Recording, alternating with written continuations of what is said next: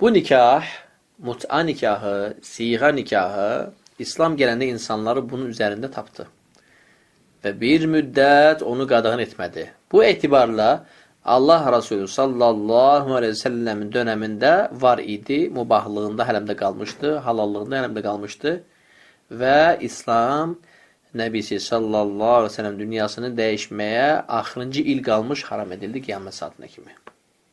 Aydındır. Bu səbəblə İslam düşmənləri sənə Səhih Müslimlə, Sünənlə hədislər gətirərlər. Allah Nəbisi sallallahu aleyhi ve sellemin dönəmində sahabələrin bəzilərinin mut'a nikahını edilməsinə bizim mənbələrdən, bizim qaynaqlardan dəlillər gətirə bilərlər. Deyirik ki, hədislər ya bir-birlərini inkar edəcək, ya təfsir edəcək. Sən buranın hədisi açıqlama ver məsələyə. Aydın idi. Yəni o, Allah Nəbisi sallallahu aleyhi ve sellem dönəmində hələm də mübahlığındaydı. İslam insanların tərk etməsi çox çətin olan şeyləri ən axıra tərk etdi. Necə ki, İslam gələndə insanlar içən yerdə tapdı. Ərəblər içirdilər və çox möhkəm içirdilər. Necə Ayşə anamız deyir ki, əgər birbaşa haram edilsəydi içki, o zaman ata bilməzdilər. Və İslam fikir verin 4 mərhələ ilə onu haram etdi. Mut'aya olan ehtiyacları içkidən də güclüdür onlarda. Çünki istörkədir, ehtiraslı xalqdır, qanı qaynayan xalqdır, möhkəm xalqdır, aydın necə və cinsal ehtiyacı daha şiddətlidir. Və ona görə İslam bunu ən axırıncı mərhələdə Allah Nəbi sallallahu aleyhi ve sellem dünyasını dəyişməmişdən bir il qalma haram etdi qiyamət saatına kimi. Ondan qabaq o hələm də mübahlığında qalırdı. Bu da İslamın hikmətlərindəndir ki, dəvəti metodundandır ki, belə məsələlərə belə yanaşılır. ثُمَّ نَسَخَهُ اللّٰهُ تَعَالَى عَلَى لِسَانِ رَسُولِهِ sallallahu aleyhi ve sellem ibarəyə baxın və sonra Allah-u Teala Peyğəmbərinin dili ilə nəsx etdi, hökmünü qaldırdı, qadağan etdi. يَوْمَ الْقِيَامَةِ Qiyamət gününə kimi təhrimin bətdən, şübhəsiz bir haram ilə haram etdi. وَعَلَى هَذَا جَمَاهِيرُ اَهْلِ الْعِلْمِ Və məhz bu görüşün üzərində əhl-i sünnətin cəmahir uləmalarıdır. Kimlərdir o cəmahirin içində? Minas sahabəti və mən ba'dəhum. Sahabələrdən tutmuş, onlardan sonra gələnlər, yenə də onlardan sonra gələnlər, hətta əimmətil arba' və 4 imamların 4'ü də. Cəmahir əl-uləma. İnan Səlmədunəyə bax, 2-ci mücəllət, 196-cı səhifə, Bidayət Müştəhid, 2-ci mücəllət, 101-ci səhifə, və Nihayət Əl-Muhtac, 5-ci mücəllət, 71-ci səhifə, Əl-Mabsud, 5-ci mücəllət, 152-ci səhifə, Əl-Muğni, 6-cı mücəllət, 644-cü səhifə, Vəl-İnsaf, bu fuqahalarımızın kitablarıdır. 8-ci mücəllət, 163-cü səhifə, Və't-Təmhid, 10-cu mücəllət, 121-ci səhifə, və Şərhul Məanil Əthar, 3-cü mücəllət, 26-cı səhifə, Vəl-Muhalla, 9-cu mücəllət, 519-cu səhifə, və Cəmil Əhkəmin Nisa, 3-cü mücəllət, 171-ci səhifə, və-Nikahul Mut'a indəl qailinə bihi, la mirathə fihi, və la təqat ilə axır kəlam, İstidrakın şərhində 16-cı mücəllət 301-ci səhifə.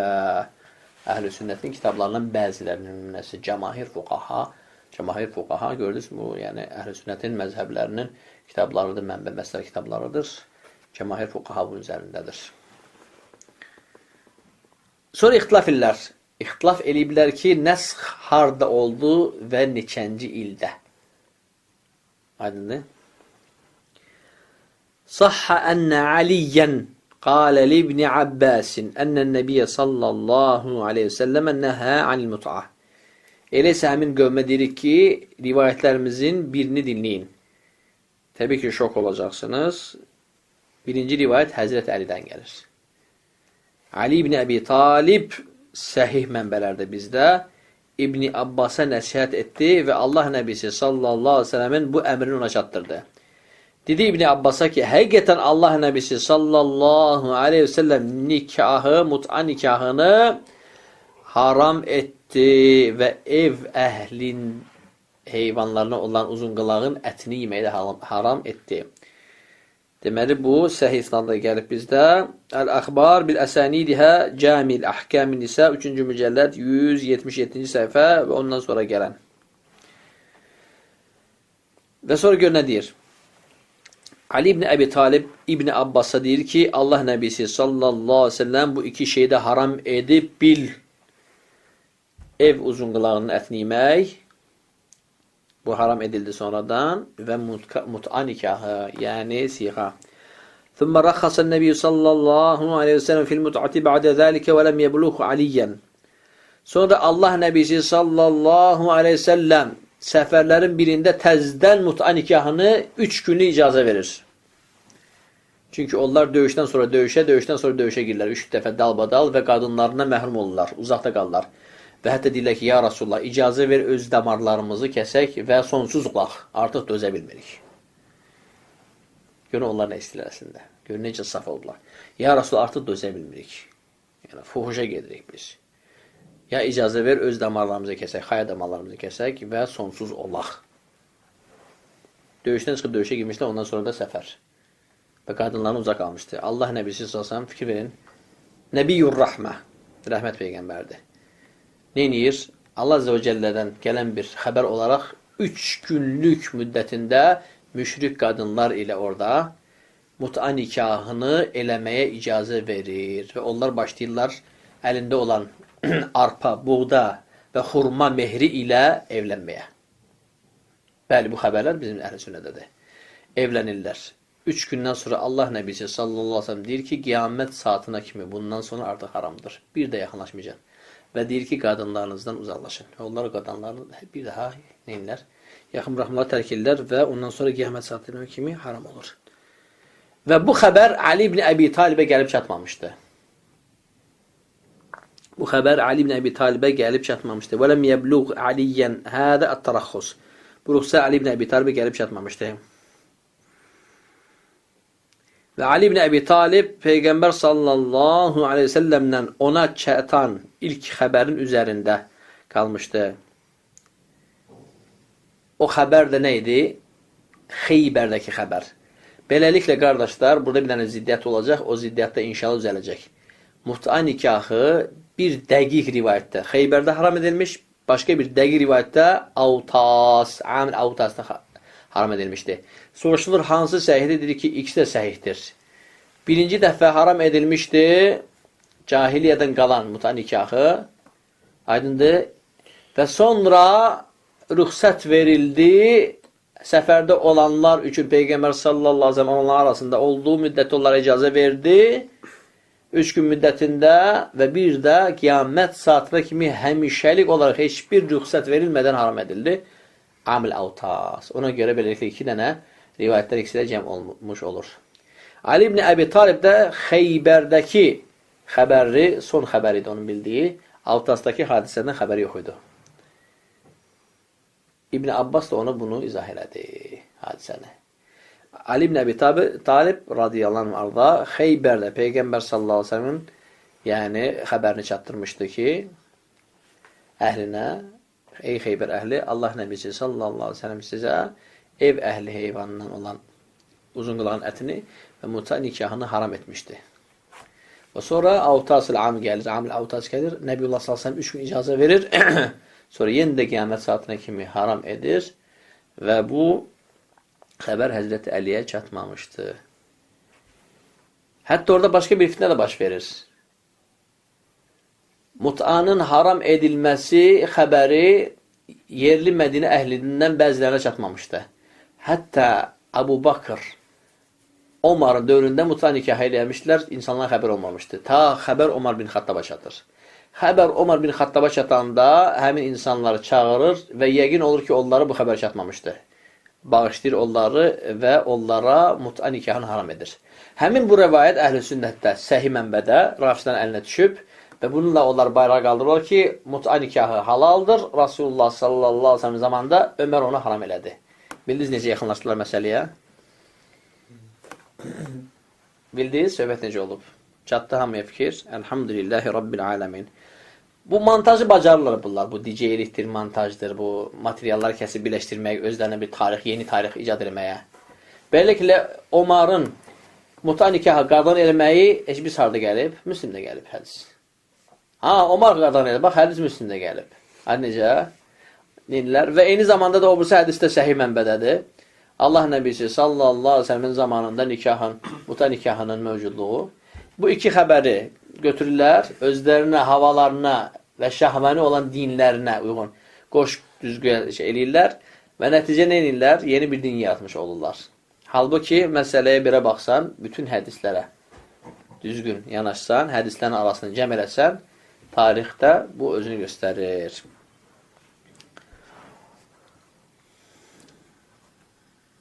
Həmçinin rivayətlərə baxın, qardaşlar. Görüşlər Xeybərdə haram edilmişdi. Amil Avtas və bir də Fəth günü nəsx edilmişdir. Və Fəth günündəki nəsx hədisi də ki, Rabi' ibn Samran hədisidir. Oxuyaq hədisi. Səbra deyir ki, Fəth ilində Məkkəyə daxil olarkən Peyğəmbər sallallahu aleyhi və səlləm bizə siğə etməyə əmr etdi. Sonra oradan çıxmamış, artıq bunu bizə qadağan etdi. Çünki onlar uzun səfər gəldilər və qadınlarla məhrum idilər və qalma müddəti əsla az deyildi. Səfər zaten bir ay hamısı çəkmişdi və dedilər həmin anda Rasulullah sallallahu aleyhi və səlləm öz ehtiyaclarını və artıq onların fitnəyə məruz qalmasını və Allah Nəbisi sallallahu aleyhi və səlləm Məkkə fəthində mut'a nikahını edilməsinə icazə verdi, ruxsat verdi və Məkkəni tərk eləməmiş, Mədinəyə yola düşməmiş, təzdən qiyamət saatına kimi haram edir. Bu da ikinci rivayətimizdir bizim. Bu rivayət isə Fəthül Bəridə baxa bilərsən, Lişərh Lil-Buxari 9-cu mücəlləd 168-ci səhifə. Çünki uləma ixtilaf ediblər. O sonuncu dəfə harda nəsx olundu? Xeybərdə mi? Amil Avtas mı? Yoxsa Fəthdə? İndi bunu cəm eləmək istəyirlər uləma. Aydın necə?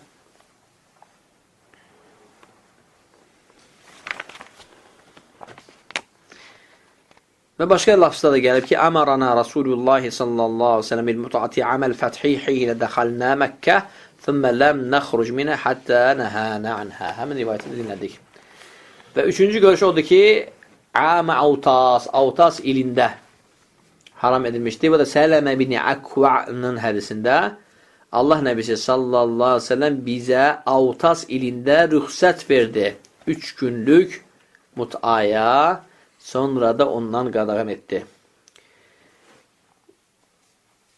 Bu rivayət İmam Müslim rivayəti Beyhaqi və İbn Hibban hədis səhihdir. İndi ulema deyir ki, bax, bu rüxsətlər olub. Rüxsətlər olub. Yəni, mut'a nikah haram edilib, sonra icazə verilib, sonra haram edilib, sonra icazə verilib, sonra haram edilib. İndi ixtilaf ediblər ki, bunlardan, bu rivayətlərin hansında sonra qiyamət saatına kimi haram edildi, lafzı hansında gəlib? Bunda ixtilaf ediblər. Hadi necə? Ancaq rivayətlərdə şək yoxdur, rivayətlər hansı səhihdir? Ya Müslimdə gəlir rivayətlər, ya da ki, Müslim Beyhaqqidə və İbn Hibbanda və də başqasında. Hamısı səhihdir.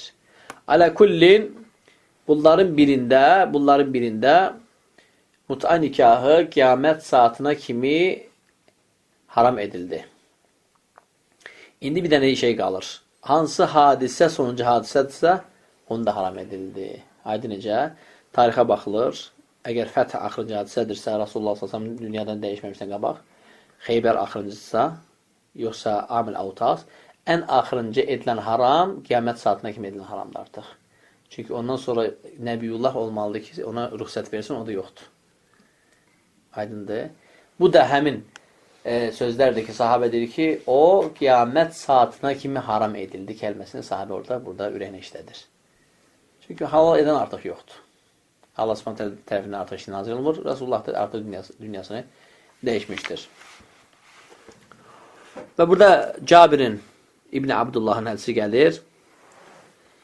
Deyir ki, biz bir ovuc xurmayla və un ilə mut'a elərdik Allah Nəbisi sallallahu aleyhi ve sellem dövrəmində, hətta Əbu Bakrın dövrəmində, ta ki Ömər bizə bunu qadağan etdi hədisi.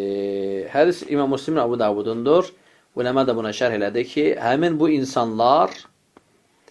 insanlar bilmirdilər, xəbər onlara çatmamışdı. O da Amr ibn Haris.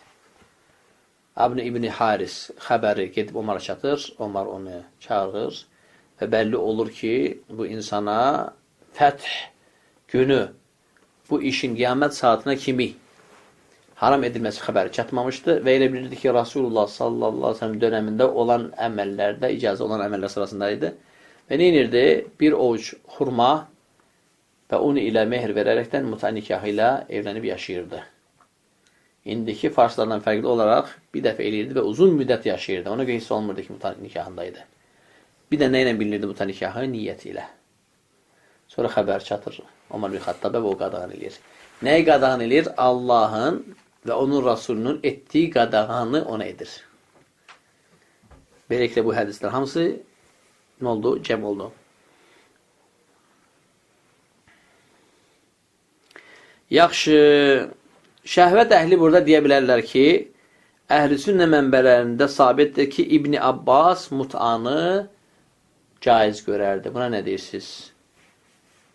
Deyir ki, bəli, bu səhihdir. İbn Abbas mut'a nikahını ən şiddət halında, artıq başqa şans olmadığı bir halda, zəruri olanda icazə verərdi və bu da İbn Abbasın xata iştihadlarından sayılır. Ulema nə deyir? İbn Abbas da alimlərdən bir alimdir və sahabə cəlildir. Biz İbn Abbasın fetvası ilə yox, Allahın və Rasulunun qoyduğu qadağalar ilə ibadət eləməyə əmr olmuşuq. Adam ki, Allah və onun Rasulü bunu qiyamət saatına kimi əbədi haram etdisə, artıq kim bunu halal edərsə, şaz görüş işlətmiş olar. Aydındır. Və ulema deyir ki, İbn Abbas məcur, əcr qazanar, iştihadına görə, bir əcr qazanar iştihadına görə. Həmçə yaddan çıxartmayın ki, İslamda ən şiddətli rüxsətlər halal edilmişdir, ancaq onlar qeyd olunub Quranda. Quranda meyit əti ilə donuz, aydındır, açıq şəkildə icazə verilmişdir şiddətli zərurət halında. Və Allah Subhanahu rüxsətin növlərini özü qeyd edib. Ancaq bu nikah məsələsini Allah Subhanahu qiyamət saatına kimi, həmçinin Rasulü qiyamət saatına kimi haram etmişdir və bu rüxsət qapısı artıq bağlıdır. Qaydaq İbn Abbasın görüşünə. Səmi'tu İbn Abbasin yus'al an mut'atin nisa. Əbi Cəmra adında bir nəfər İbn Abbasın mut'a nikahını caiz görməsi, rüxsətini daha doğrusu, rüxsətini icazə verməsini eşidir və onun mövlasından soruşur. Mövlasıdır ki, xeyr, İbn Abbas bunu ən şiddətli zərurət halında qadınların qıt olduğu bir vaxtda yalnız icazə görür, dedi. Rivayət əxracəl Buxari və Tahavi vəl-Beyhaqi. Deməli, rivayət Buxaridəymiş İbn Abbasın iştihadı. Və ləmə nə deyir? Və həzə min məfəridil xəbəri İbn Abbas. Və bu İbn Abbasdan çatan tək xəbərlərdəndir ki, o da ki, etdiyi bu xəbər ilə, iştihadı ilə xata etmişdir. İnşallah və iştihadına görə məcurdur, əcr alar və biz Allah və onun Rasulunun əmr etdiyi və qada etdiyi şeylərlə mütəabbəd olmağa əmr etmişik. Və yaddan çıxartma ki, İbn Abbasın görüşünə cəmahir sahabə ikram müxalifdir. Avtomatik hüccət deyil, usul qaydasına görə. Bütün sahabələr bir yanda, İbn Abbas bir yanda. Aydındır. Bu görüşü nə deyirlər? Şaz görüşü arda deyirlər. Yaxşı, sual gəlir. Kim mut'a ilə evlənibsə neynəməlidir? Ulema deyir ki, şək yoxdur ki, bəlli oldu ki, bu nikah artıq fasiddir. O zaman fasid olmasını bildiği andan ayrılmaq vacibdir. Çünki Nəbi sallallahu aleyhi ve sellem bunu icazə vermişdir rüxsət olaraq və yenə də qadan etmişdir və sonra qiyamət saatına kimi o haram edilmişdir.